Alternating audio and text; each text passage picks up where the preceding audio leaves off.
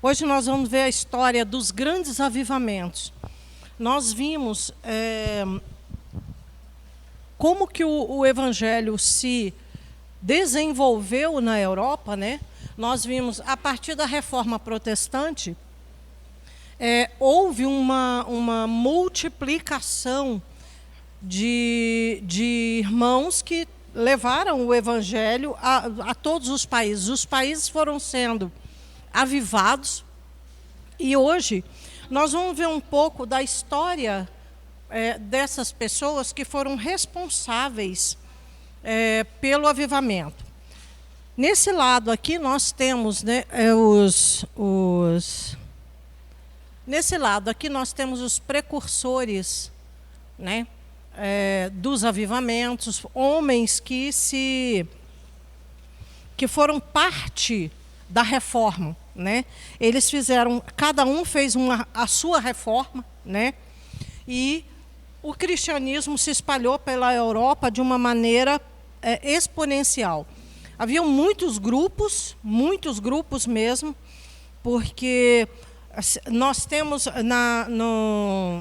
na internet tem uma imagem falando dos desdobramentos da igreja, e desdobramento das formas de evangelizar. Então, Lutero tinha uma forma, o Calvino outra. Então, cada um deles foi complementando a visão de igreja, né? Cada um deles foi trazendo uma parte da visão da igreja, complementando o anterior. E eu não vou, assim, omitir de dizer, alguém fez uma pergunta aqui, a aula passada, fez um comentário dizendo o seguinte: nossa, mas eles discordavam entre si. Claro, é igual hoje. As visões, elas foram múltiplas. Não teve uma visão só do Evangelho, né? Então, Lutero, eu costumo dizer o seguinte, eu dou uma ideia para a gente entender melhor como que aconteceu o despertamento da igreja. Eu costumo dizer que Lutero chutou a porta, abriu um pouquinho, aí Calvino veio, escancarou, e os outros vieram chegando, né? Então, basicamente, a reforma foi isso, né? Então, esses homens todos contribuíram de alguma forma. À medida em que os anos foram passando, os séculos, a igreja foi se formando.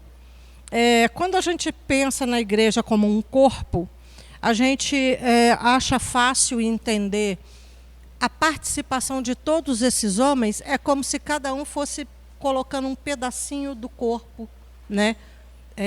Um trouxe o braço, o outro trouxe uma perna. É como se eles fossem formando o corpo com as suas inspirações e visões, né?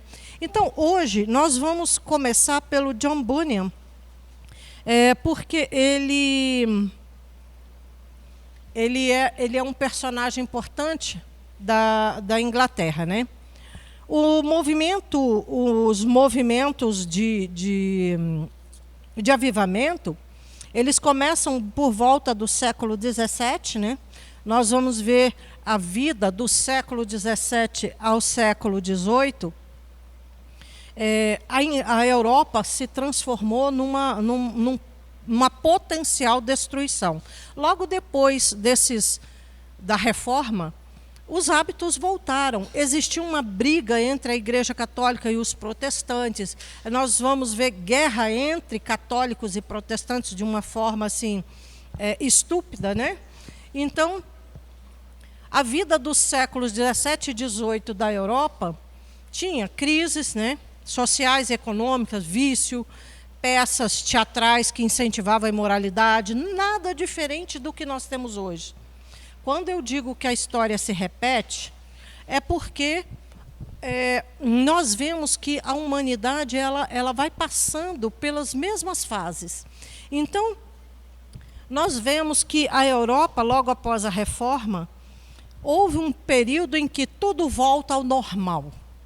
E o que era o normal? O normal era o secularismo, né?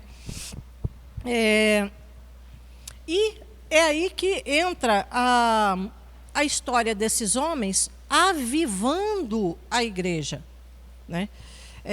As pregações desses personagens reuniam milhares de pessoas. Nós vamos ver mais detalhadamente a vida de cada um. E as pregações desses homens, tinham pregadores que chegavam a reunir multidões e não tinha microfone não, viu? O poder de Deus na vida desses homens era tão tremendo que eles falavam para 10 mil pessoas sem microfone, na rua, assim, praça pública, né? Então, a gente vê que sempre houve um empenho de Deus em manter chamas vivas e acesas no meio do caos. Não tenham dúvida de que, até que Jesus volte, a igreja não para. Sempre vai ter um grupo que vai se levantar, que vai avivar, assim como tinha os profetas que chamavam a atenção de reis e dos povos. Hoje também o Senhor mantém grupos específicos para segurar a tocha do avivamento. A igreja não morre. Até que Jesus volte, a igreja será avivada sempre. Nós podemos ter essa convicção. E é bom que a gente se inclua e faça parte, né, desse avivamento, né? As pregações deles reuniam muitas pessoas, né? E a maior parte dos cultos tinha que ser ao ar livre, porque não tinha templo que coubesse as multidões que eles reuniam, né? A ênfase das mensagens deles era sobre santidade, né? E compromisso com Deus e a palavra. E eles realmente impactaram a vida espiritual de milhões de pessoas. Nós vamos começar pelo Bunyan, John Bunyan. Ele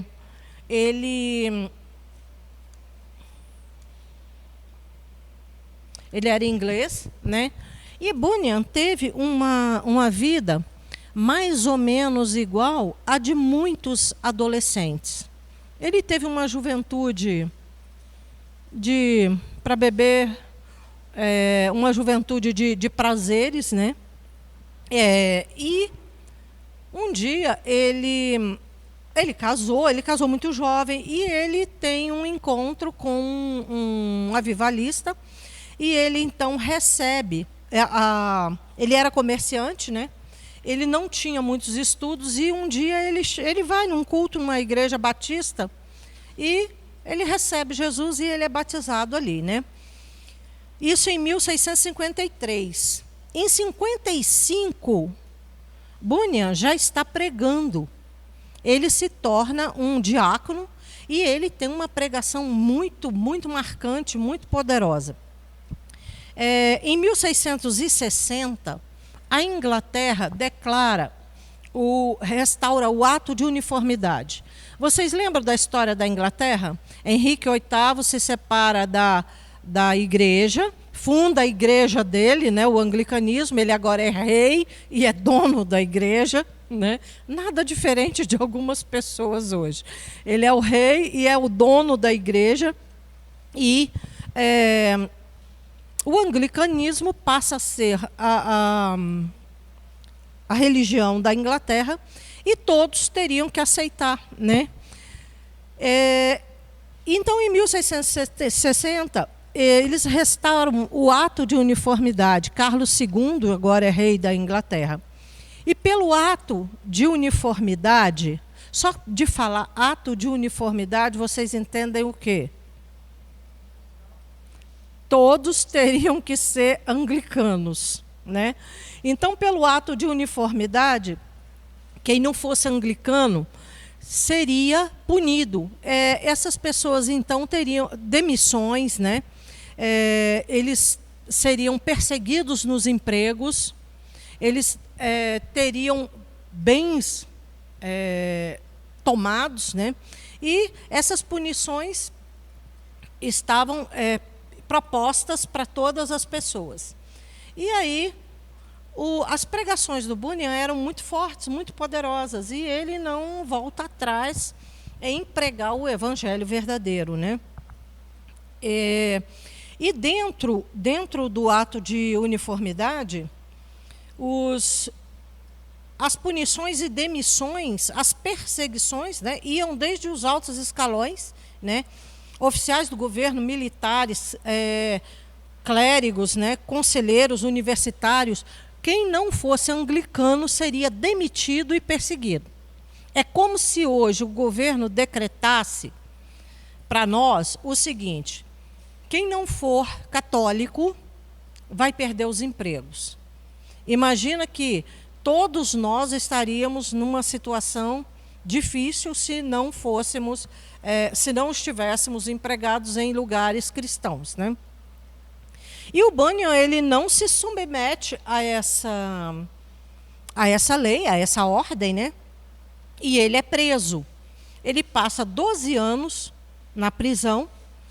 E ele faz uma coisa dentro da cadeia. Nesses 12 anos, ele tem um ofício, né? Há quem diga que é uma outra forma, mas ele fazia renda e fazia meias. E ele vendia essas rendas para sustentar a família dele, que havia ficado fora, né? Ele foi casado, ele teve filhos com essa primeira esposa, ela morreu, ele casou de novo e teve mais 2 filhos. Então, ele tinha uma família parcialmente numerosa. Então, ele ficou 12 anos preso. E quando a gente pensa em prisão, não são assim celas pintadinhas como a gente tem hoje. As prisões, geralmente, eram embaixo dos castelos, aquele negócio gotejando água, pedra pura, né? Um ambiente insalubre, horrível. E você imaginar ficar 12 anos dentro de um lugar desse, e ele trabalhava, ele evangelizava, né? E é nessa vida de prisão que ele escreve os 2 maiores livros dele, Graça Abundante e O Peregrino. Vocês já ouviram falar do Peregrino, né? É uma história, é uma ficção em que alguém vai caminhando, vai seguindo um caminho, né? E encontra a graça, encontra a salvação. Dizem que esse livro, O Peregrino, o Bunyan, na verdade, fez uma montagem da própria vida dele, né? Ele escreve a própria vida dele. Em 1688, o Bunyan morre de pneumonia aos 60 anos. Imagino que aquele tempo de prisão deve ter afetado muito a saúde dele. E ele, então, morre de uma pneumonia.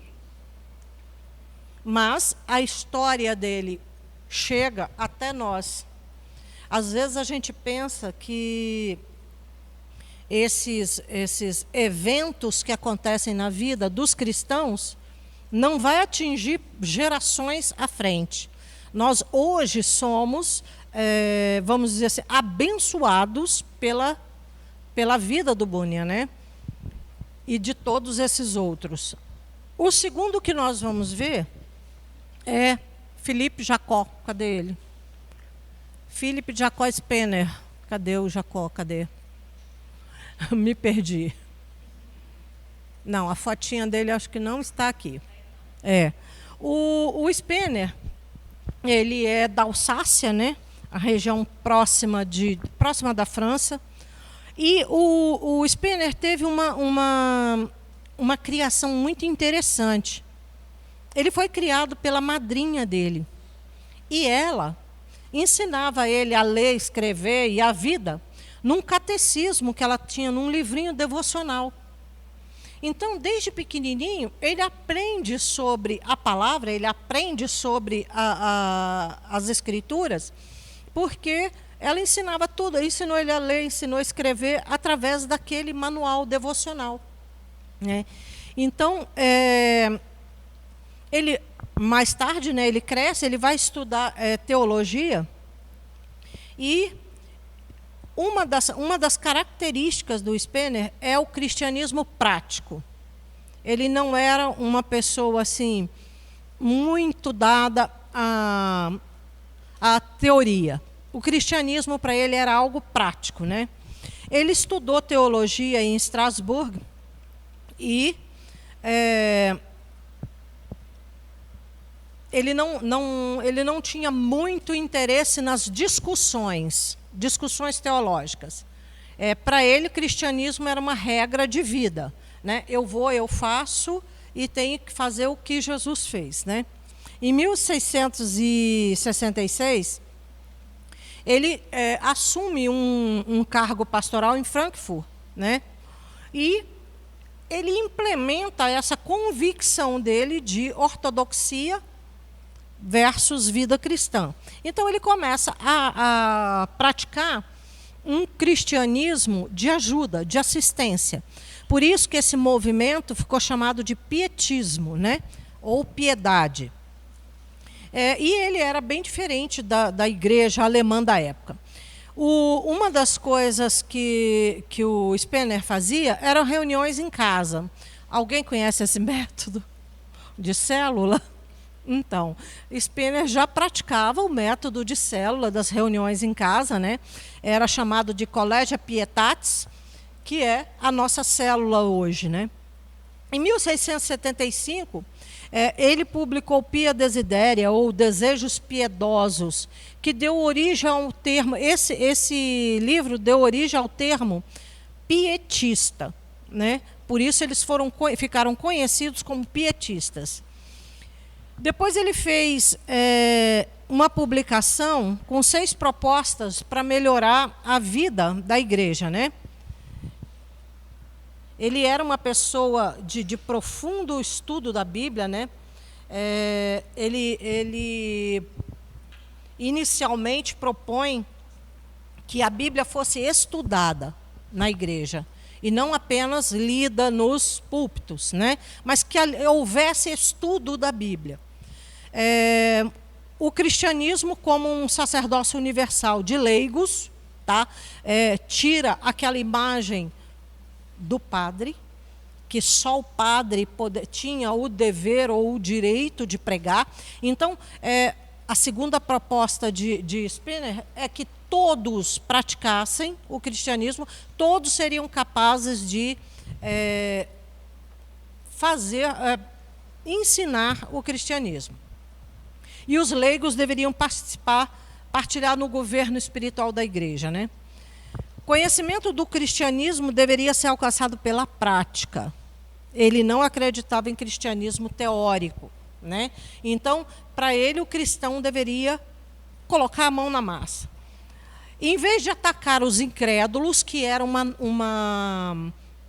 era muito comum, né, as disputas teológicas, quando a gente pega a história da igreja mais inicial, a gente percebe, Calvino usava uma espada.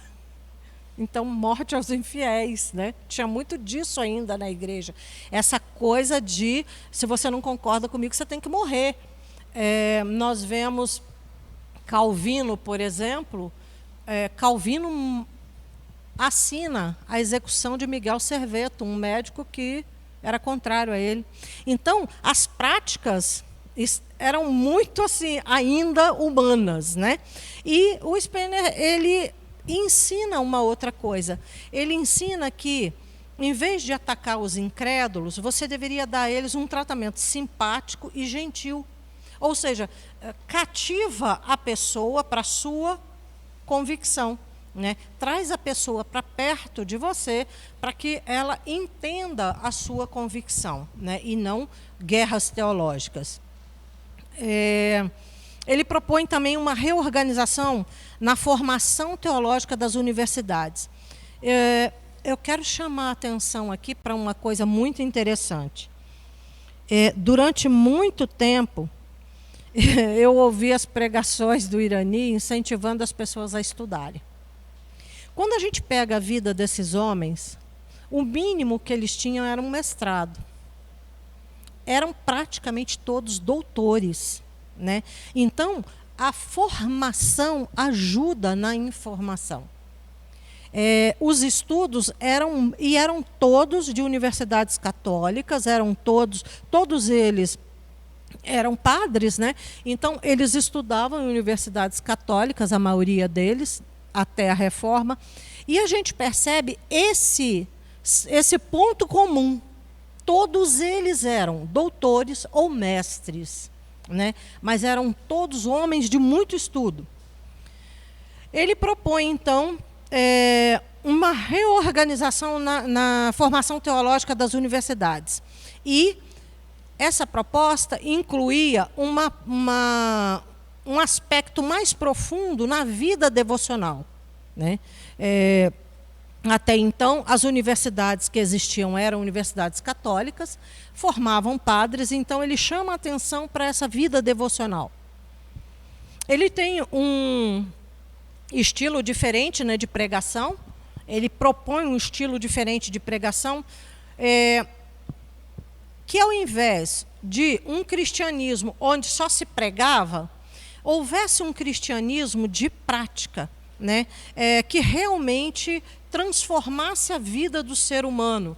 Porque, de um modo geral, o que se vê hoje, inclusive, assim como nessa época, é uma pregação que passa por cima das pessoas. Dificilmente a gente vê uma pregação que muda o caráter das pessoas. E ele propõe isso, um estilo diferente de pregação, que ao invés de uma retórica agradável, tocasse a vida das pessoas realmente. Olha, quando a gente vê a história desses homens, gente, só ficava na igreja quem queria mudança mesmo. Porque o negócio era feio. Eles não poupavam as criaturas à frente deles. Os sermões eram de fazer chorar, sair correndo, mas funcionava, né? Ele propõe também um pietismo prático. Ele funda, né, a Universidade de Halle. Ele, quando morre, tem 1.695 orfanatos, asilos e gráficas. É um cristianismo prático. Ele falava de Jesus, mas ele dava às pessoas a oportunidade de conhecer esse Jesus, né? Bíblias eram impressas, orfanatos eram abertos, né? Então, ao fim da vida, existia 80.000 Bíblias completas e 100.000 Novos Testamentos em 7 anos de funcionamento dessas gráficas. O pietismo influenciou também movimentos independentes como os metodistas, né? O evangelicalismo, o pentecostalismo. Então, a vida do Spener foi uma vida útil. Ele não só pregava, mas como ele dava condição às pessoas de estudarem, de serem acolhidas, era um cristianismo, aquele cristianismo que Jesus ensinou, né? Agora nós vamos falar de Nikolaus Zinzendorf. Nicolau, esse é meu queridinho, eu gosto demais dele, demais, demais. Ele, para mim, tem assim um carinho, eu tenho um carinho muito especial pelo Zinzendorf. Ele também estudou em Halle, né, e Wittenberg. Ele fez direito e ele era dono de muitas propriedades no leste europeu. Em 1722, Zinzendorf deu asilo aos morávios e boêmios. O que estava acontecendo? A Alemanha... Cadê um pincelzinho?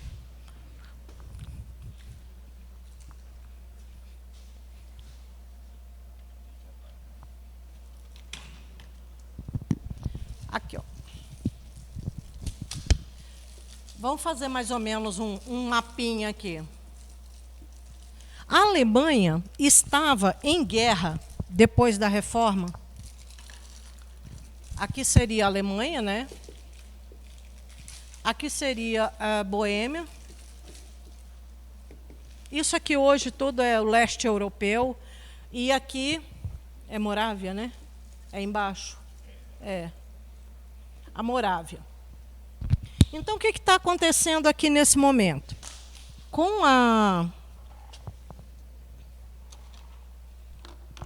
Quando Lutero fez a reforma,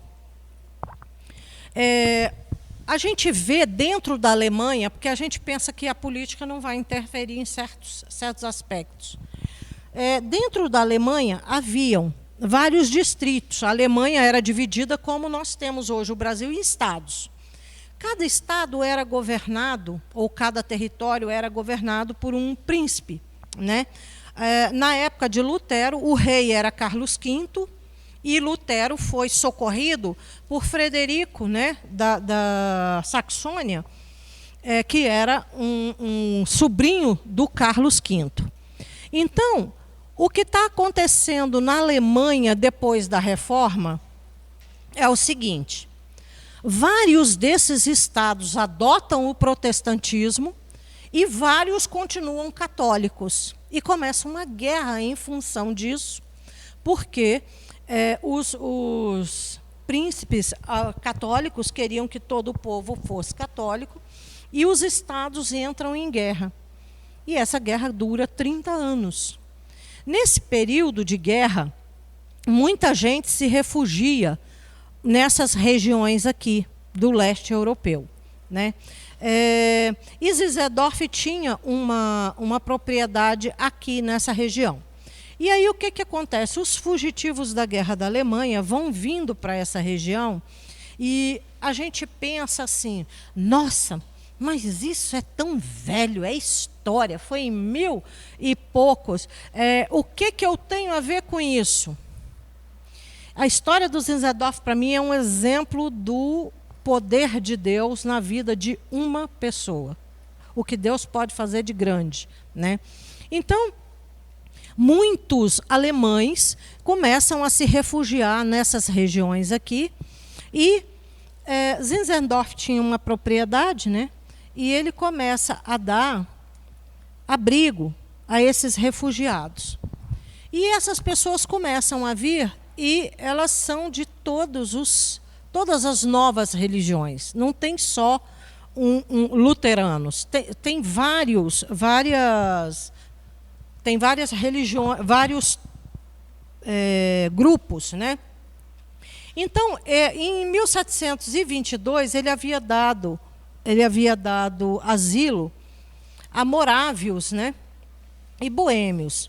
E ele construiu uma aldeia. O nome dessa aldeia é Herrnhut, né, que quer dizer sob o cuidado do Senhor. E ele começou a dar abrigo a essas pessoas que vinham fugindo da guerra. E eles, ali naquela região, já existiam muitos moravianos da época de John Hus. Muita gente já era cristã ali naquela região, e eles fogem para esse abrigo do Zinzendorf.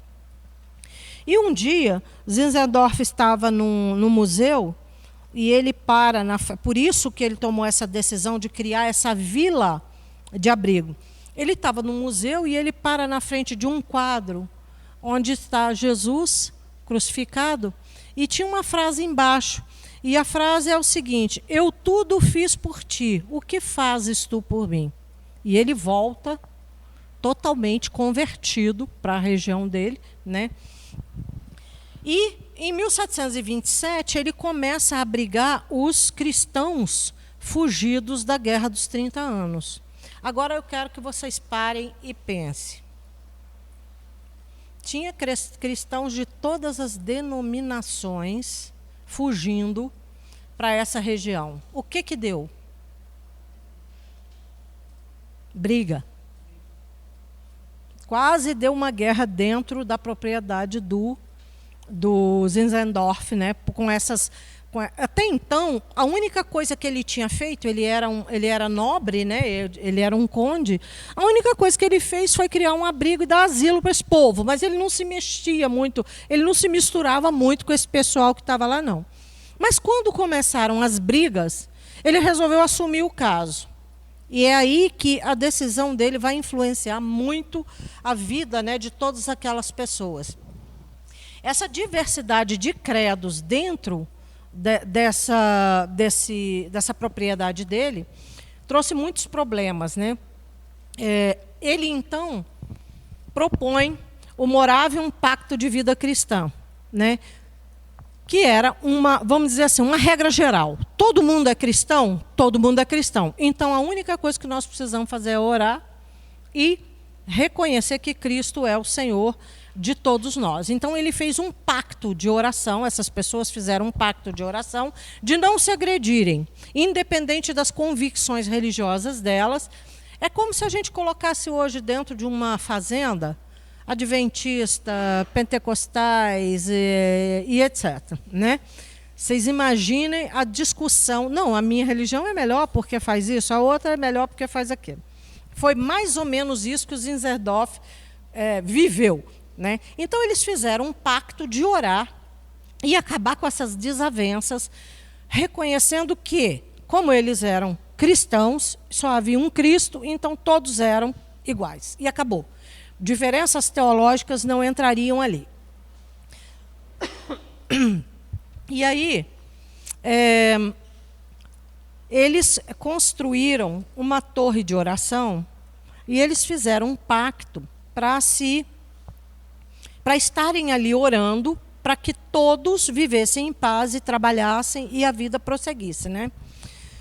Em agosto de 1727, aconteceu um avivamento, porque até as crianças iam para a torre orar. Né? Então, aconteceu um avivamento durante uma apresentação do coral infantil, e esse avivamento durou 100 anos. Nós podemos dizer que somos fruto dessas orações. Né? E o que chama a atenção é que daí partiram missões para o mundo todo. O evangelismo se tornou uma prática. Né? E um historiador, o Dr. Werneck, ele diz que essa pequena igreja, em 20 anos, trouxe à existência mais missões evangélicas do que qualquer outro grupo evangélico fez em 200 anos. Então, esse avivamento que aconteceu na propriedade do Zinzendorf espalhou o evangelho pelo mundo. Né? E tem um aspecto interessante que eu quero ressaltar, é que é essa a questão que nós precisamos pensar. O que eu estou fazendo hoje tem significado? O que eu estou fazendo hoje vai prosperar para o resto da vida? Zinzendorf era um homem só. E ele resolveu fazer uma coisinha simples. Ele tinha uma propriedade, botou um monte de gente ali. No aniversário de 500 anos da Reforma, foi filmado esse lugar, essa torre de oração da propriedade do Zinzendorf. Até hoje, existem pessoas que vão lá, porque a sensação que se tem é que o avivamento não acabou. Então, eu vi reportagens na televisão de pessoas indo a essa torre, né? E a sensação que elas passam é de que o Espírito Santo continua vivo ali de uma forma magnífica. A torre não perdeu a unção. Né? Então, durante anos, essa torre continuou sendo um lugar de oração para os cristãos. E hoje ela é um lugar de peregrinação. Mas ela continua sendo um lugar de profunda introspecção e oração. Né? Como resultado dessa atitude do Zinzendorf, as Ilhas Virgens, a Groenlândia, Suriname, a África do Sul, Jamaica, Canadá, Austrália e Tibete foram evangelizados. Ou seja, saíram missões dessa propriedade do Zinzendorf para todos os lugares do mundo. O outro evangelista e avivalista que nós vamos falar é o John Wesley. John Wesley e Charles Wesley são irmãos. Né? John Wesley é filho de Samuel e Susana Wesley. Susana Wesley teve 19 filhos. Desses, 10 sobreviveram. Alguns morreram na infância. Então, eu fico pensando na vida de Susana Wesley, com 2 eu já estou pedindo arrego. Você imagina uma mulher com 19 filhos, casa, marido, tudo para cuidar. Mas ela tinha um método muito interessante para cuidar dessa pirralhada. O que ela fazia? Cada noite, ela ia orar e ela sentava na cama de um, orava com ele e procurava saber dos problemas dele, né? Qual era o problema daquela criança. E ali ela ouvia o problema da criança e orava com ele. A vida deles não foi assim muito fácil, não. O pai dele era um cristão, o pai deles, e por uma pirraça, por uma vingança da população, colocaram fogo na casa deles quando o John ainda era pequeno. E a casa começou a pegar fogo. Vocês imaginam o que é recolher 19 crianças? Tirar 19 crianças de dentro de casa e botar para fora? Acredito que nessa época ela não tivesse todos ainda não. Mas a casa começa a pegar fogo e o John ficou esquecido lá em cima no quarto. O John ficou perdido lá em cima no quarto.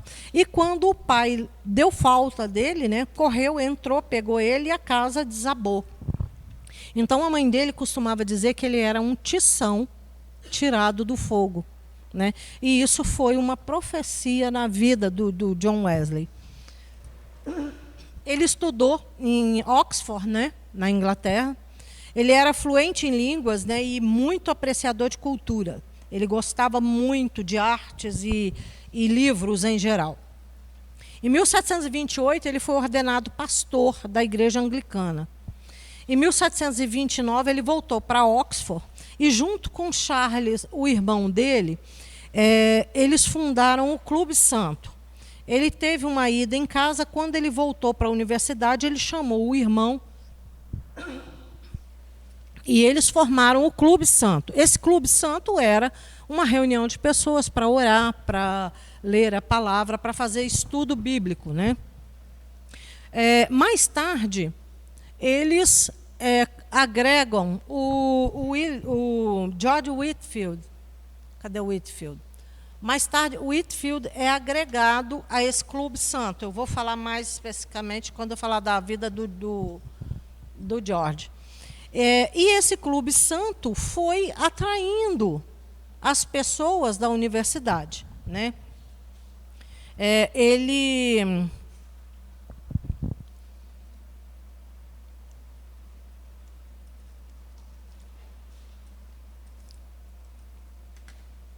eles se reúnem, né? E fazem estudos bíblicos. E o John, ele tinha uma forma muito específica de fazer esse estudo bíblico. Por isso que a corrente denominacional deles se chama metodismo. Eles tinham um método de ler e estudar a Bíblia. Esse método, né, reunia vida piedosa e estudo bíblico. Eles eram chamados na universidade... Gente, a universidade é um lugar interessante. Qualquer coisa que você faça na faculdade, você recebe um apelido. E eles, como oravam muito e eles estudavam a Bíblia, eles eram chamados de mariposas da Bíblia, porque eles viviam ali em cima, né, da Bíblia. Ele era de tendência arminiana, né? O arminianismo é um cristianismo desenvolvido por Jacó Armínio e é muito parecido com algumas coisas que a gente pratica, né? A leitura, a célula, a devoção, a caridade, etc. Então, ele estabeleceu que a graça de Deus tem 3 dimensões, né? Graça preveniente, que é a salvação, graça justificadora, que é o perdão, e a graça santificadora, que é a renovação da natureza humana, né? Então, o alvo da pregação dele era a santificação e perfeição cristã, amor perfeito a Deus e ao próximo. Ele exerceu muita influência no calvinismo, né? Do cristianismo inglês sobre o cristianismo norte-americano. Ele veio como missionário para as colônias nos Estados Unidos, mas ele se decepcionou muito com os resultados. Ele não se considerou aquele evangelista, né, que ele achava que seria, e ele volta para a Inglaterra. E ele tem um encontro com os moravianos, e a vida dele foi impactada, né? Teve um impacto muito positivo, a vida devocional dele melhorou muito a partir daí. As pregações de Wesley e de Whitefield converteram multidões na Inglaterra. Eles pregavam para 5.000, 10.000 pessoas em praça pública. Vocês imaginem, eu fico imaginando, eu sempre questionei uma coisa, como é que Jesus falava para multidões sem microfone? E aí eu vi que esses evangelistas também, esses homens de Deus, eles pregavam, não tinha microfone na época, não tinha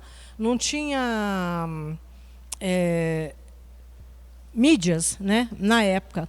E eles pregavam ao ar livre para multidões de 10.000 pessoas. Com que voz? Quem? Com certeza. Só o Espírito Santo faz um negócio desse, gente. Não tem outra maneira, né? Lembra de Atos 2, quando o Espírito Santo fala para aquelas pessoas que estavam em Jerusalém, e cada um escuta na sua própria língua? É mais ou menos, o eco, né, ou o microfone do Espírito Santo é poderosíssimo. Então, eles pregavam para essas pessoas, né? Em 1739, a pregação do Charles se desenvolveu muito, porque num jantar de Ano Novo, num banquete de Ano Novo, ele e Whitefield e mais 60 irmãos, eles tiveram uma experiência muito poderosa com o Espírito Santo às 3 horas da manhã. Eles tiveram o banquete, né, de Ano Novo e foram orar. E eles foram profundamente tocados e foi impresso neles uma urgência de pregação pelo Espírito Santo. Aos 70 anos, ele chegou a falar para um auditório de 30.000 pessoas. E eu estou aqui com a memória, né? Aos 86 anos, ele pregou ao ar livre na Irlanda 6 vezes no dia. Nós precisamos dessa renovação do Whitefield, do Wesley, né? E Charles é o irmão dele, irmão mais novo dele, também inglês, né? Estudou com ele em Oxford, e eles formaram o grupo Metodistas de Oxford, é aquele grupinho da universidade. Em 1735 ele foi ordenado pastor, e ele seguiu com John, ele veio com John até os Estados Unidos, e depois ele retornou também. Em 1749 ele casou com Sarah Guinn, que foi a companheira dele de jornada, né, até 1765. Charles parou de viajar e ele se opunha a uma ruptura com a Igreja da Inglaterra. Ele achava que precisava continuar na Igreja da Inglaterra. A característica de Charles, ele fica mais famoso pelas composições, pelas músicas, pelos louvores que ele escreve, do que propriamente pela pregação, né?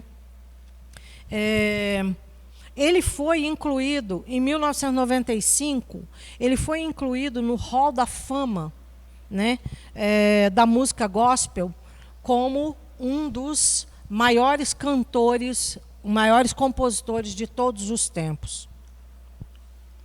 Whitefield, George Whitefield, companheiro deles. Whitefield tem uma história interessante.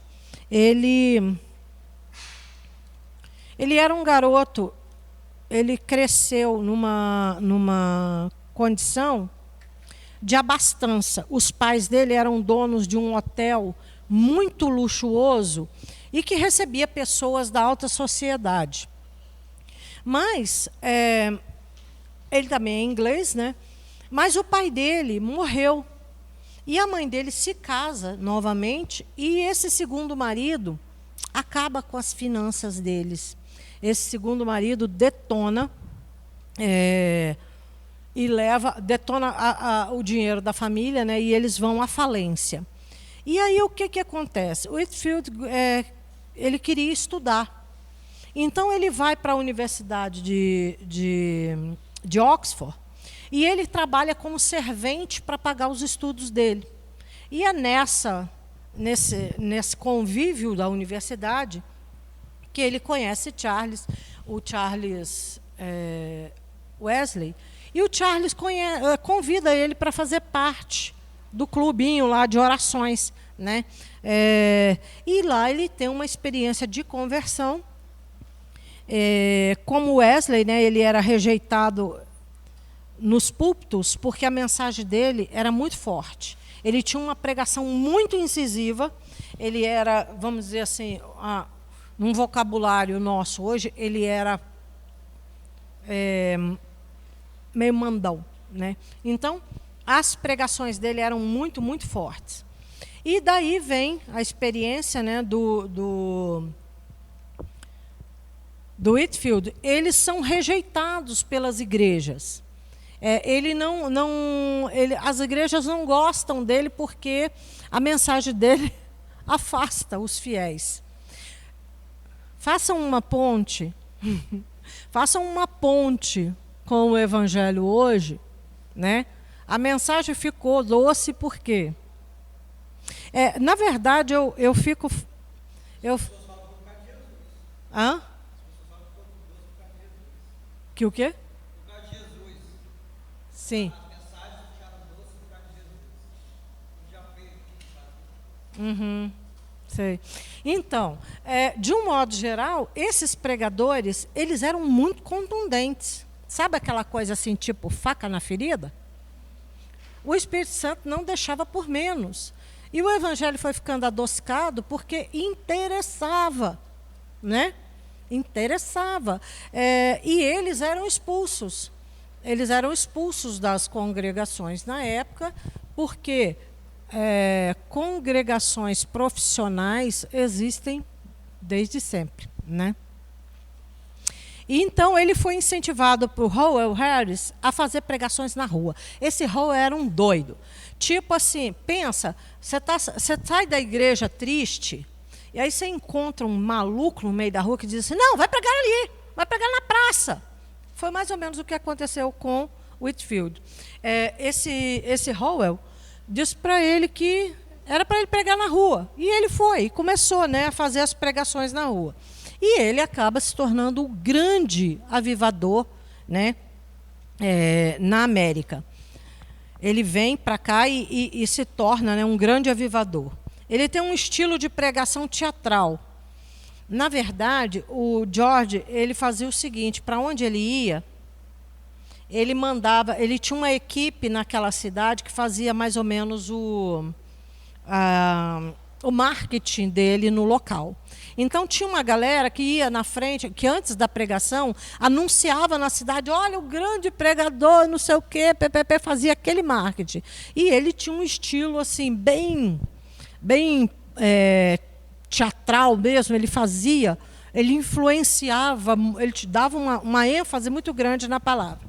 E a pregação dele era um estilo mais livre, né? E isso aqui chama atenção por quê? Porque pregação, essas coisas a gente precisa trazer para a vida prática. Pregação depende muito da personalidade do pregador. Ao contrário de outros, ele era um showman, né? Então, se ele tinha uma equipe de marketing que ia na frente dele fazendo propaganda para ele, esse cara era um showman, né? E nem por isso ele deixou de ganhar milhares de vidas, né? Então, pregação, eu já falei muita coisa assim do tipo, não gostei da pregação do fulano. Nós somos críticos e nós temos que entender que Deus usa a personalidade de cada um. Esses homens aqui são todos diferentes, eles saem às vezes dos mesmos ninhos, das mesmas localidades, e cada um é diferente um do outro. Quando a gente fala da história da igreja, a gente precisa fazer ponte. A gente precisa entender o seguinte, que a história...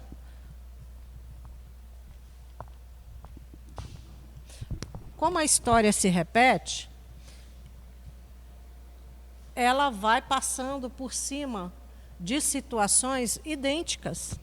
A história sempre se repete. Então, nós vamos vendo o seguinte, que no decorrer da história da igreja, ações vão sendo repetidas, situações vão sendo repetidas, que a gente, quando olha para as congregações hoje, a gente olha para a diversidade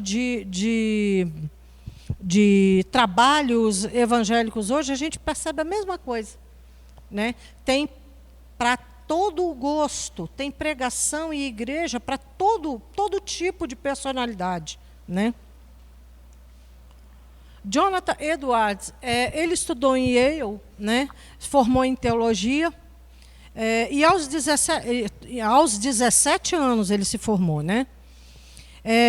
Ele já era um prodígio. Com 13 anos ele já era uma pessoa extremamente dedicada aos estudos e à ciência, né?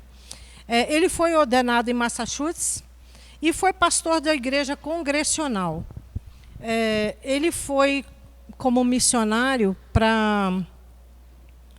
aos índios, né? Cadê ele? Aqui. Ele foi como missionário para os índios. E ele não se deu muito bem lá, não. Ele volta e ele acaba como presidente da Universidade de Princeton. O sermão dele mais conhecido é Pecadores nas mãos de um Deus irado. Gente, se vocês tiverem oportunidade, procura esse sermão na internet. É ótimo, ótimo. E ele fez 3 dias, né, de oração e jejum antes de ministrar esse sermão. Esse trabalho dele de evangelismo alcançou as 13 colônias americanas, né, e chegou até a Inglaterra. Ele foi realmente um avivalista. A vida devocional dele era mais ou menos o seguinte: 13 horas por dia entre oração e estudo, né? E ele era comum ver o Jonathan na floresta. Ele ia para o meio do mato e lá ele ficava em oração. E era rosto em terra, era joelho no chão, né? E em 1758 ele morreu em Princeton, vítima de uma reação a uma vacina contra a varíola.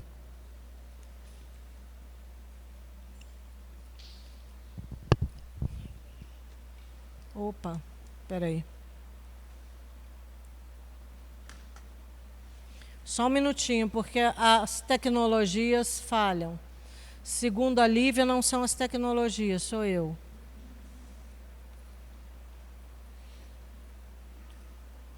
A gente vai falar do John Newton. Ele é uma figura muito interessante. John Newton, ele era comandante de um navio e ele fazia tráfico escravo, né? Ele trazia escravos da Inglaterra para as Américas. E ele sempre ouvia uma música no porão do navio. Ele sempre ouvia uma música dos escravos. Os escravos vinham cantando, né, uma música lamentosa. E ele escutava aquela música, ele acaba se convertendo. Ele tem uma experiência, né? Ele tem uma experiência no livro de Mateus e ele entrega a vida dele para Jesus. E ele continua com o comércio no navio, mas ele compõe, ele é o autor do hino Amazing Grace. E esse hino foi baseado nas notas das músicas que os escravos cantavam. Então, quando a gente ouve Amazing Grace, eu não sei o inglês, não sei o resto da música, só sei essa parte, ele compôs a música com o lamento dos escravos no porão do barco, né? E ele se converteu durante uma tempestade. E não foi de graça, não. Ele estava com medo de morrer, então ele pega uma Bíblia e ele vê um trecho da Bíblia e ele se converte, né? A partir daí, então, ele tem uma nova vida, ele não faz mais tráfico de escravos e ele muda radicalmente a vida dele. Ele faz uma reforma na questão dos direitos, né? Ele influencia os direitos humanos, proteção à vida, valorização de crianças, mulheres, idosos, casamento, família. Ele, vamos dizer assim, ele foi uma das pessoas que estabeleceu, que influenciou leis mais igualitárias, né, na Inglaterra. E ele foi um forte combatente da escravidão. Ele combateu muito a escravidão. O próximo é Charles Finney. Eu estou falando os nomes dele, mas não sei se as pronúncias são essas, não. Ele nasceu em Connecticut, né, nos Estados Unidos. Ele era professor, pregador e professor. Ele foi um grande teólogo abolicionista, né? Ele lutava pela causa do fim da escravidão. Ele é líder, né, um dos líderes do grande despertar americano, né? No Reino Unido, aliás, e nas colônias da América. Em 1824 a 34, ele só teve a sua experiência de conversão, né, aos 29 anos. Ele trabalhou para que Deus visitasse a igreja, né, que ele pastoreava, com um grande avivamento. E esse esforço físico, né, esse trabalho, obrigava-o a passar muitas horas de repouso. Então ele passa, em 1835, a dar aula de teologia e no Oberlin College, e ele foi presidente desse colégio. Como evangelista popular, ele se envolveu com o movimento abolicionista. E em 1821, ele negou a comunhão a traficantes de escravos na igreja dele. Quem traficava escravos não podia receber a comunhão na igreja dele, né?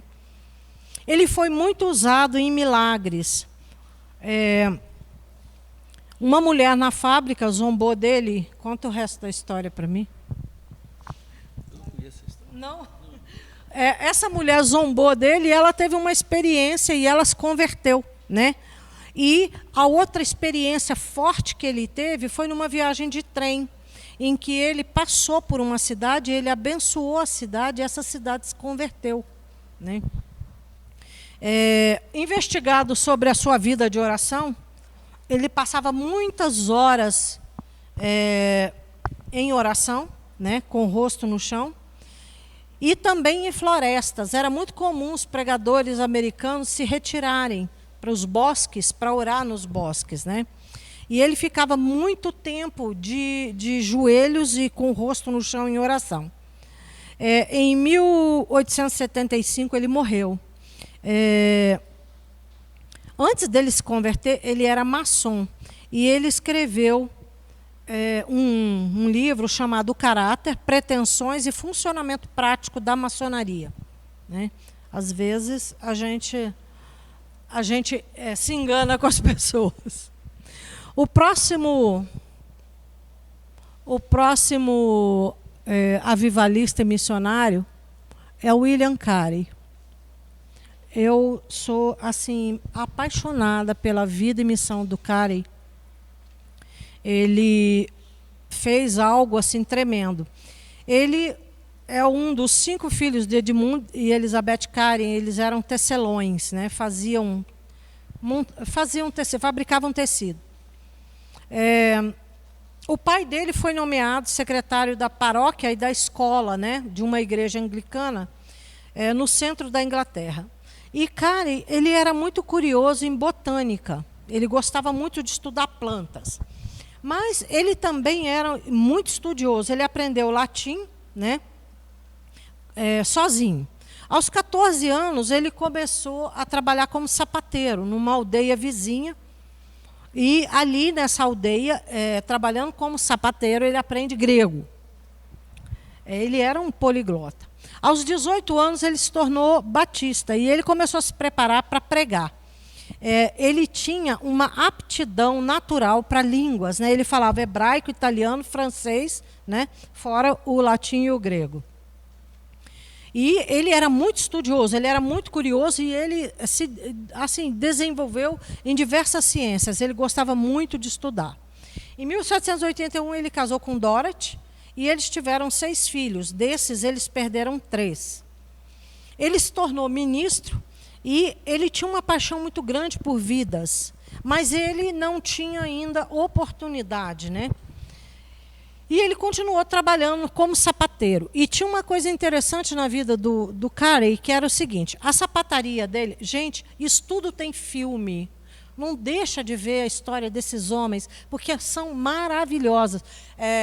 Se vocês puderem pegar os nomes deles e irem para a internet, tem filme de cada um deles. Porque a gente falando não dá muita dimensão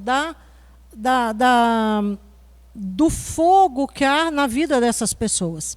E o Carey, ele, na sapataria dele, ele tinha um hábito muito interessante. Todos os dias, num determinado horário, ele parava, fechava a sapataria, e tinha um mapa mundi na sapataria dele que ele ia orar. E ele orava apontando naquele mapa, pedindo a Deus salvação pelo mundo. Né? E ele vai acabar se tornando um missionário. Ele registrava, né, nesse mapa as informações sobre aqueles povos. Ele colocava, assim como a gente coloca post-it em coisas interessantes, ele ia colocando observações naquele mapa sobre aqueles povos. Tá? Ele se forma, então, como primeiro missionário, né, da Sociedade Batista. E ele é chamado, ele tem um chamado para a Índia. Ele entende que ele tem que ir para a Índia. Né? E ele leva toda a família. A esposa dele achou desumano, porque eles tinham um filho pequeno na época e ela acho que estava grávida. E ele vai, né, para a Índia. E ele aprendeu Bengali, que é o idioma indiano. O nome do filme, anotem aí, que fala da vida dele, é Uma Chama na Escuridão. E ele chega à Índia e ele tem um ofício e ele começa a trabalhar e ele tem um grupo de amigos, né? Desses amigos, dessas 4 pessoas, ele evangeliza esses 4 indianos. Mas o que chama a atenção do Carey para um despertamento na Índia foi uma cena que ele viu. Ele estava na rua e vem vindo um funeral e uma mulher gritando desesperada, porque ela era a viúva do morto. E ela vem em gritos pela rua e eles levando o corpo do homem. Não sei se vocês sabem, mas na Índia se queimam os mortos, né? Os corpos são incinerados. E esse funeral vem vindo, porque depois os restos também são jogados no rio Ganges, né? E ali eles bebem água também e tomam banho. E esse funeral vem vindo, e o que chama a atenção do Carey é que eles depositam o corpo do marido na pira, né, na montanha de madeira, e eles pegam a mulher para jogar também, porque na Índia, quando o marido morria, a mulher era queimada junto. E isso dá um nó na cabeça do Carey, e ele então começa a lutar pelo fim de certas leis ou de certas ideologias religiosas da Índia. E ele é um incansável lutador. A partir dali, a noção de evangelismo dele triplica, né? Então, ele fundou 125 escolas. As escolas indianas são maravilhosas, elas falam inglês, eles falam inglês fluentemente pela colonização inglesa, né? Mas ele fez mais. Ele tinha o sonho dele era produzir Bíblias, para distribuir Bíblias e evangelizar. Nesse meio tempo, ele tem um problema muito sério com a esposa dele. A esposa dele tem crises, né, de depressão, e eles perdem um filhinho. Quando eles perdem esse filhinho, ela se vira contra ele. Ela era literalmente o demônio no calcanhar dele. Ele tem uma vida particular bem assim tumultuada. Mas ele segue a missão dele, porque a proposta dele era criar escolas de evangelismo e escolas normais, né, de padrão normal. Ele criou projetos agrícolas para melhorar a condição de vida. Na Índia, vocês sabem, as pessoas vivem em castas, né? Então, as castas, elas são divididas. A religião hindu, ela é dividida em castas. Então, aqui em cima tem os brahmanes. Os brahmanes, eles são de da família real. Eles são uma casta dentro do islamismo, dentro do hinduísmo. Eles são sacerdotes, eles são a classe mais rica, mais elevada, né? E daqui para baixo, as outras castas são os militares, que também é uma classe mais privilegiada. Vem os comerciantes, os agricultores, e aqui os párias. É aqui que está o problema. Essas pessoas seriam os pobres. Seriam pessoas sem estrutura hereditária. Eles são considerados párias, e segundo a religião hindu, eles são párias porque eles estão pagando coisas de encarnações passadas. Eles são reencarnacionistas.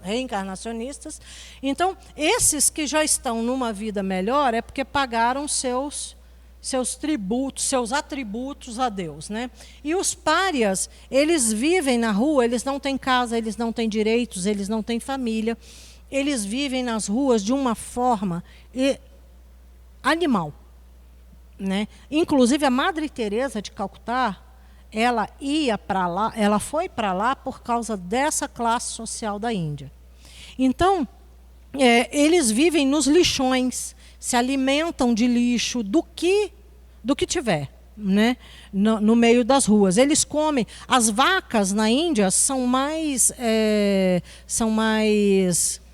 privilegiadas do que os párias. Inclusive, um pária, se ele passar perto de alguém de outra classe e a sombra dele bater no outro, ele pode ser morto.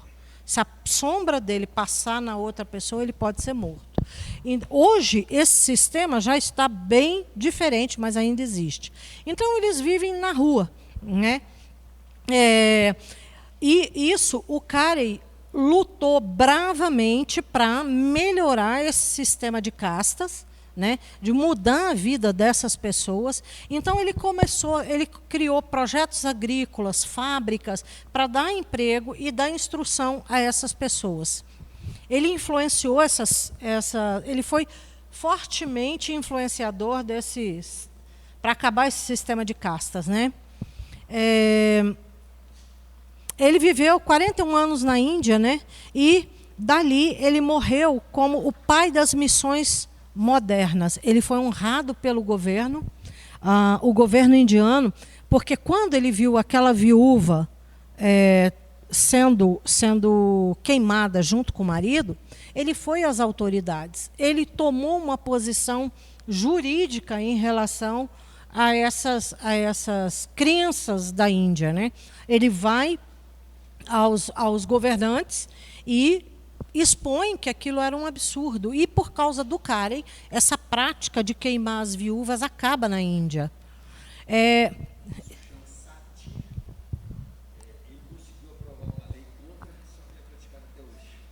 Na verdade,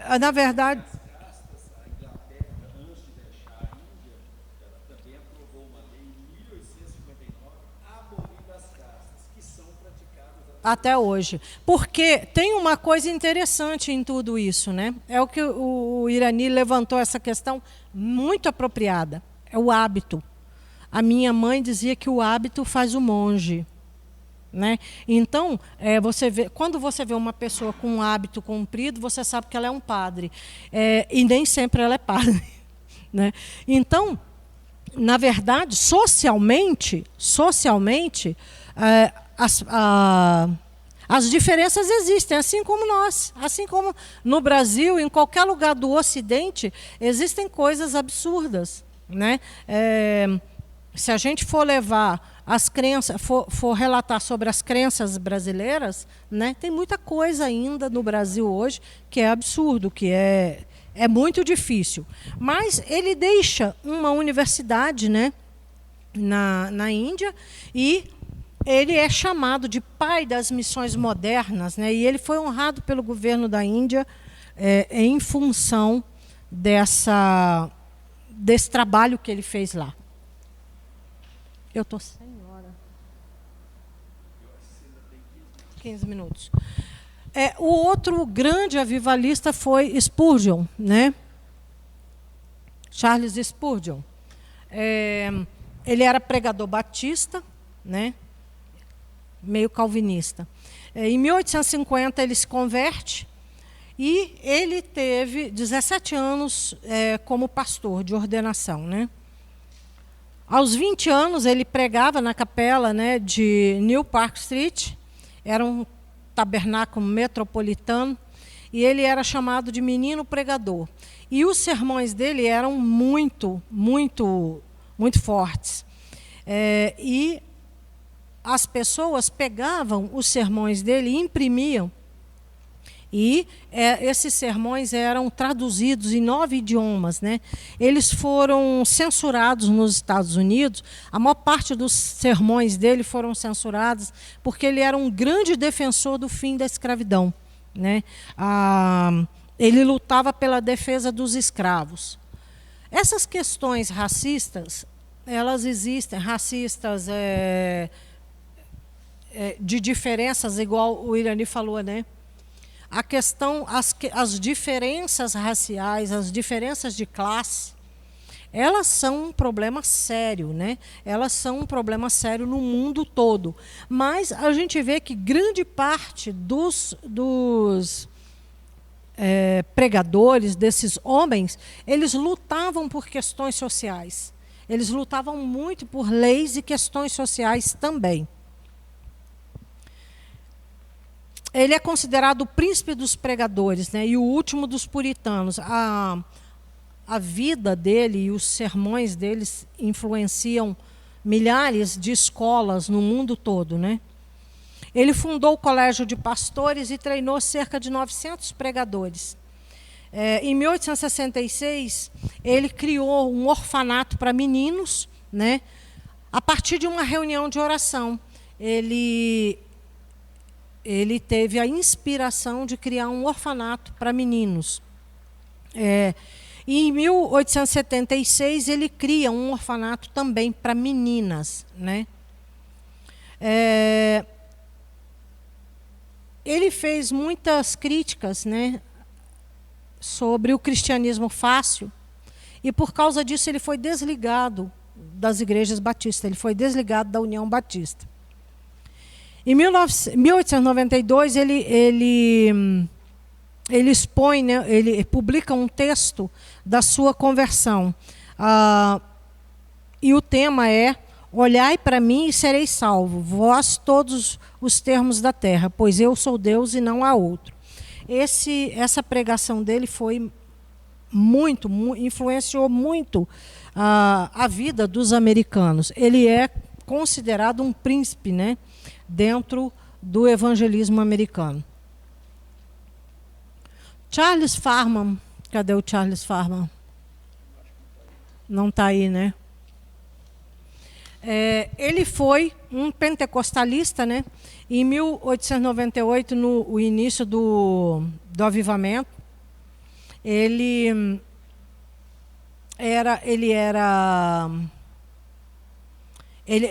está nesse avivamento onde se primeiro fala em línguas, né?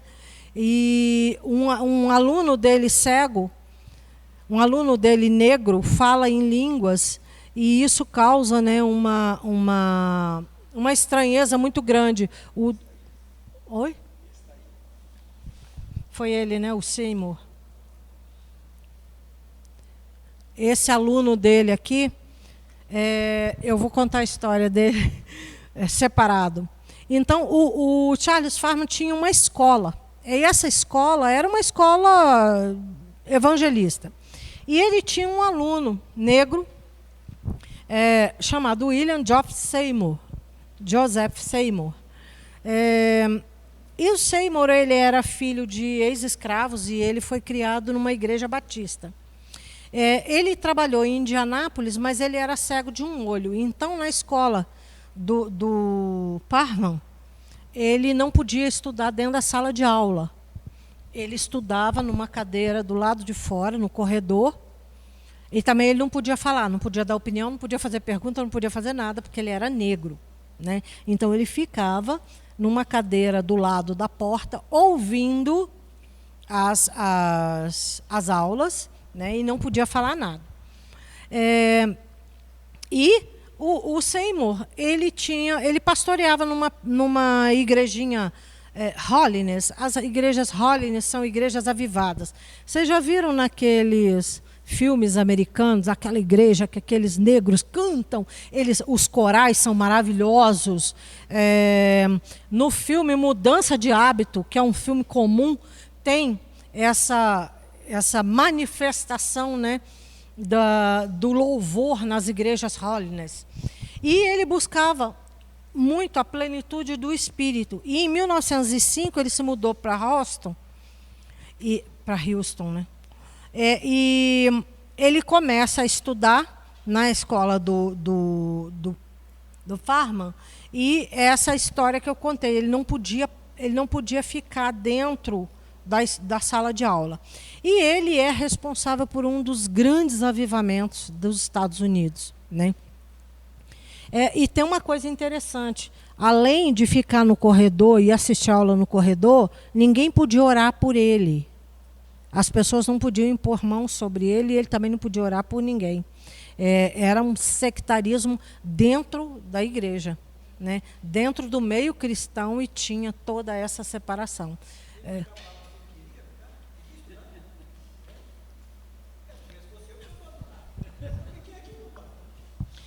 O nome dele está na história, por isso.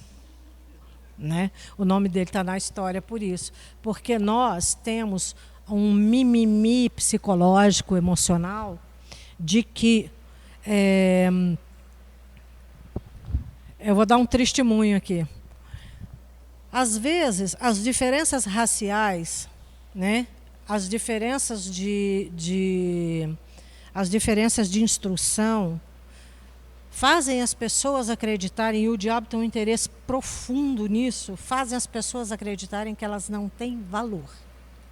Não é uma questão de cultura, não é uma questão de... O William Carey era um sapateiro, ele era uma pessoa que, vamos dizer, no nosso nível, vamos dizer, de escalas, ele não era um homem culto. Ele estudava, ele era um autodidata. Então, as diferenças sociais são muito bem tricotadas pelo diabo. Só vence quem se dispõe a romper com isso. Entende? Então, nós no Brasil, nós temos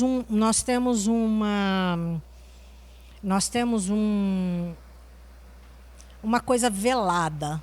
No Brasil ninguém gosta de negro, mas todo mundo finge que gosta. Entendeu? Mas na hora de seleções de emprego, na hora de oportunidades, de escolas e etc., percebe-se que existem as diferenças.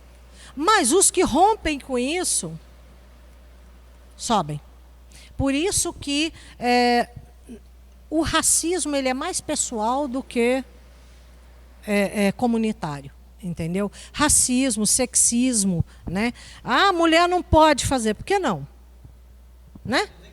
Se eu troco lâmpada, eu posso fazer qualquer coisa. Né? Eu tive uma criação, graças a Deus, em que eu era ajudante de obras do meu pai. Então, eu ajudava meu pai a construir barco, construir casa. Eu andava de jipe, com 9 anos eu comecei a dirigir um jipe. Isso nada para mim é muito problema. Hoje a idade está sendo um problema, mas durante a minha vida nada me detinha. Né? Eu não tinha muita dificuldade de discutir com as pessoas de igual para igual, de impor situações de igual para igual. Né? Eu vivi dentro de uma casa com 4 irmãos acima de mim. Uma irmã e 4 irmãos. Eu sou a última. E lá em casa a lei é o seguinte, você é a última que fala e a primeira que apanha. Então, essas questões a gente precisa dar um jeito. Né? E a minha vida em família não foi uma coisa fácil. Não foi fácil. Meus irmãos bebiam todas e chegavam em casa, tipo meia-noite, 1h da manhã, um querendo matar o outro. E a briga lá em casa era de revólver engatilhado, porque meu pai tinha muitas armas, né? Porque o trabalho dele exigia. Então, nunca foi difícil para mim pegar aqueles homens bêbados, empurrar um para cada lado, tomar a arma da mão de todo mundo. Por quê? Porque eu tive uma instrução. Eu sabia... tinha um dos meus irmãos que ele bebia muito, e ele ameaçava os outros, mas a arma não estava engatilhada. Então, era o primeiro onde eu ia, né? Eu tirava a arma dele, porque eu sabia que o revólver não estava engatilhado. Então, tem coisas que você é preparado desde a infância. Eu aprendi a atirar com 7 anos, porque meu pai ensinava todo mundo lá em casa a atirar, porque ele tinha muitas armas dentro de casa, por causa do trabalho. Então, com medo de que a gente pegasse uma arma ocasionalmente, ele dava escola de tiro para a gente todo domingo de manhã na garagem. Né? Então, todo mundo sabia atirar, mas tinha os que bebiam. Então, tem algumas coisas assim que a vida oferece e você tem que saber o que faz delas. Né? Então, essas pessoas,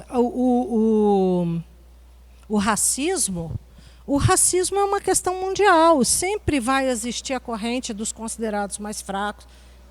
É aquela expressão, né? Você que lute. É uma luta pessoal. Porque esses homens todos aqui, todos eles tiveram limitações e problemas. Todos eles. Vidas, às vezes, muito pobres. O Whitfield, por exemplo, ele vai ser servente, ele vai limpar o chão da faculdade para se tornar um doutor. Né? E uma coisa que chama atenção na vida deles é isso. Basicamente, todos eles têm doutorado. Ninguém saiu de vida boa, vida fácil, da nobreza. Praticamente todos foram extremamente lutadores. Né? Às vezes a gente tem preguiça de aprender alguma coisa, preguiça de fazer um curso, preguiça disso, preguiça daquilo, a idade também não ajuda muito, mas imagina onde estaria o evangelho americano se não fosse o Seymour. As denominações avivadas, as Assembleias de Deus, se originaram na vida desse homem. Ele nunca achou humilhação ficar sentado lá de fora, desde que ele tivesse a oportunidade de aprender o que estava sendo ensinado. A tônica é essa.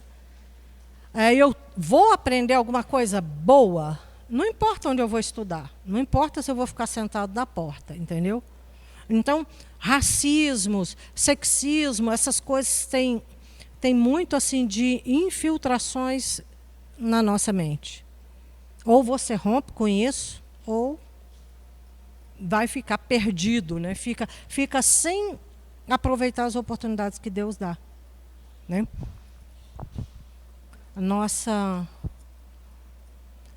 A história do Seymour, nós estamos 4 minutos, então tá. voltando, porque agora vem a virada do Seymour, né? Ele fez essa escola do Finney, né? E ele do Farm, e ele foi convidado para pregar em Los Angeles. Espera aí só um pouquinho.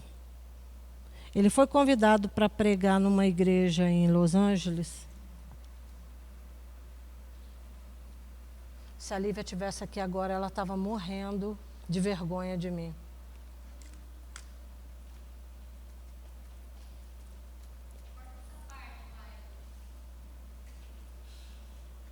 Hã? A gente ainda tem... Não, a gente tem uma conversinha depois. Depois você corta essa parte, mas nós vamos ter uma conversinha depois. Então, vamos lá. Ele foi convidado para pregar em Los Angeles, né? E ele foi excluído da congregação porque ele falou sobre o dom de línguas. Ele falou sobre a manifestação do Espírito Santo em línguas, né? E ele foi expulso da congregação. Aí, Edward Lee hospedou ele por um tempo, depois Richard Asbury. Em 9 de abril de 1906, o Espírito Santo batizou a casa do Asbury numa reunião comum em que o Seymour estava, né? Então, começa aí um avivamento nos Estados Unidos. Nós recebemos o avivamento, né? Nós hoje temos igrejas cristãs no Brasil por causa desse avivamento, do negro. Entendeu? O Espírito Santo veio no negro, não veio nos brancos que estavam na casa. Entende? Foi a manifestação do Espírito veio pela presença de Seymour nessa casa. Então, a Jamie Moore, que foi a esposa dele depois, ela começou a cantar e a tocar um piano sem nunca ter feito aula de música. E aí a gente pensa, né, quando o Espírito Santo quer, quando o Espírito Santo vem, não adianta. Não tem preto, branco, não tem inculto, né? Imagina uma pessoa tocar hinos, tocar música, sem nunca ter aprendido nada sobre isso, né? Então, esse avivamento é conhecido como o avivamento da Rua Azusa, que mudou radicalmente, né? A casa do Asbury ficou muito pequena e eles tiveram que ir para um galpão.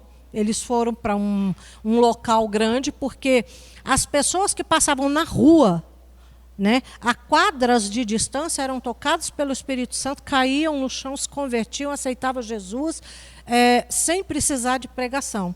É engraçado a resposta de Deus ao Seymour, né? Ele foi expulso da igreja, não podia pregar, e o Espírito Santo estava convertendo gente lá no meio da rua, né?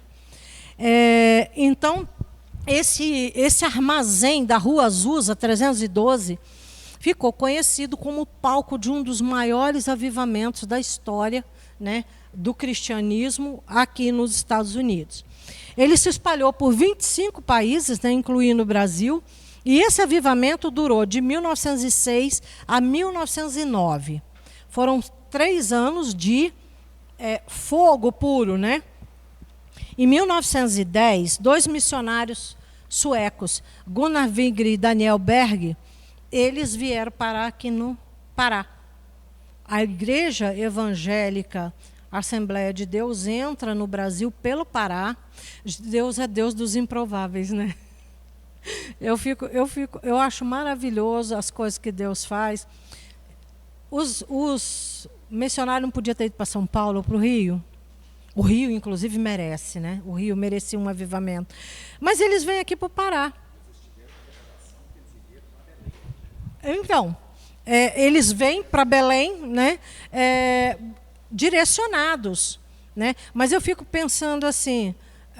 realmente o Espírito Santo começa a fazer as coisas de uma forma tão singela, tão pequena, tão simples, né? E isso explode. Por quê? Vocês imaginem, né? São Paulo, Rio, que são os grandes centros do Brasil, não tiveram o privilégio de ter um avivamento e um início de vida cristã como o Pará, né?